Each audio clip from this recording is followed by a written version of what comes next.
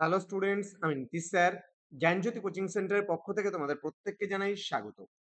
আজকে তোমাদের সঙ্গে আমি আলোচনা করব সেকেন্ড সেমিস্টার এসইসি হিস্ট্রি নিয়ে। ওকে, আজকে একটা অতি গুরুত্বপূর্ণ 5 মার্কসের প্রশ্ন নিয়ে আলোচনা করব। ঠিক আছে, তো যারা এখনো পর্যন্ত আমাদের অফিসিয়াল ইউটিউব চ্যানেলটিকে সাবস্ক্রাইব করনি তারা অবশ্যই চ্যানেলটিকে সাবস্ক্রাইব করে পাশে থাকা বেল আইকন অল প্রেস করে দেবে, যাতে নেক্সট টাইম থেকে কোনো ভিডিও আপলোড করলে তার নোটিফিকেশন তুমি সবার আগে পেতে পারো। এছাড়া অনলাইনে তোমরা যদি আমাদের কাছে পড়তে চাও যোগাযোগ করতে পারো। আমাদের অফিসিয়াল নাম্বার 7076398606 নাম্বারে, অথবা 6295916282 নাম্বারে। তোমাদের টোটাল কোর্স ফি রয়েছে, যারা মানে মেজর বা 4 ইয়ার আন্ডার গ্রাজুয়েট প্রোগ্রামের অধীনস্থ যারা রয়েছে তাদের জন্য 999 পুরো প্যাকেজটা। এবার কেউ যদি মনে করো যে আমি মেজর বাদে বাকিগুলো নেব, তাহলে সেক্ষেত্রে একটা সাবজেক্টের জন্য পড়বে 199 রুপিস, দুটো নিলে 299, একইভাবে তিনটে নিলে 399, চারটা নিলে 499, পাঁচটা নিলে 599। কিন্তু যদি তুমি একবারে পুরো প্যাকেজ নাও তাহলে 999। এটা কিন্তু মেজর বাদে আমি বলছি, হ্যাঁ? ওকে, চলো আজকের আলোচনার বিষয় মহাপেজখানায় তথ্য সংগ্রহের পদ্ধতিগুলো আলোচনা করব। ওকে, খুব গুরুত্বপূর্ণ কিন্তু এবারকার জন্য এই প্রশ্নটি। মহাপেজখানায় তথ্য সংগ্রহের পদ্ধতি। দেখো কি বলছে, মহাপেজখানা অথবা আর্কাইভ। তাহলে আর্কাইভ হচ্ছে মহাপেজখানা। ওকে, বা ইংলিশে বলা হয় আর্কাইভ, বাংলায় বলা হয় মহাপেজখানা। এটা কিন্তু মনে রাখবে।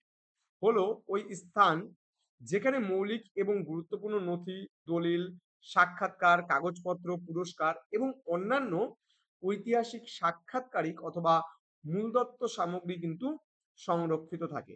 তাহলে কি, যে মহাপেজখানা বা আর্কাইভস এমন একটি জায়গা যেখানে কিন্তু বিভিন্ন তথ্য সংরক্ষিত থাকে। যেমন লাইব্রেরিতে বিভিন্ন বই সংরক্ষিত থাকে, আমি আগের দিন লাস্ট ক্লাসে বলেছিলাম।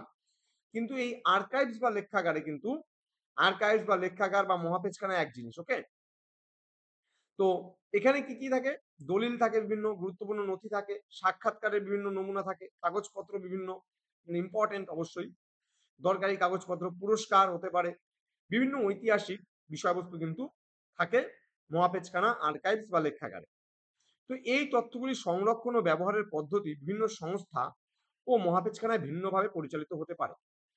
তবে মানে কি বলছে, ধরনের প্রধান মানে আর কি মহাপেজখানা তথ্য সংগ্রহের, বিশেষ করে বলতে পারো তথ্য সংগ্রহের প্রধান পদ্ধতিগুলি কি কি সেগুলো আমরা একটু জেনে নেব।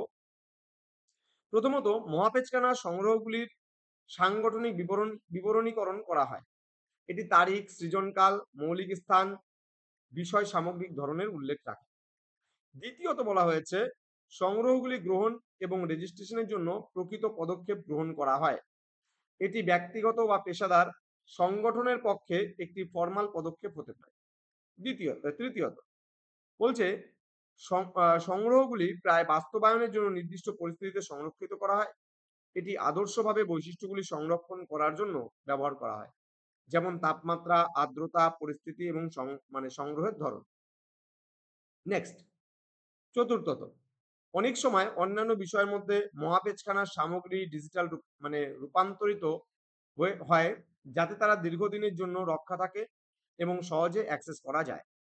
পঞ্চমত কি বলেছে, সংগ্রহগুলির ব্যবহার এবং অ্যাক্সেস করার পদ্ধতি অনুসরণ করা হয়। এটি বিশিষ্ট শিক্ষা, গবেষণা, ইতিহাস অনুসন্ধান, আইন এবং অন্যান্য ক্ষেত্রে কিন্তু এটা ব্যবহৃত হতে পারে। তো এগুলো কয়েকটা পদ্ধতি গেল, যে মহাপেজখানায় তথ্য সংগ্রহের যে বিভিন্ন পদ্ধতিগুলো সেই পদ্ধতিগুলো সম্পর্কে আলোচনা করা হলো।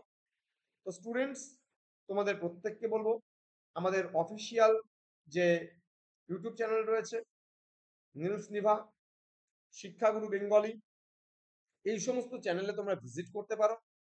আমাদের ওয়েবসাইট রয়েছে www.gyanjyoti.info, লিখে যদি সার্চ করো আমাদের ওয়েবসাইটে ভিজিট করতে পারবে এবং সেখান থেকে প্রচুর বিষয় তোমরা পেতে পারো।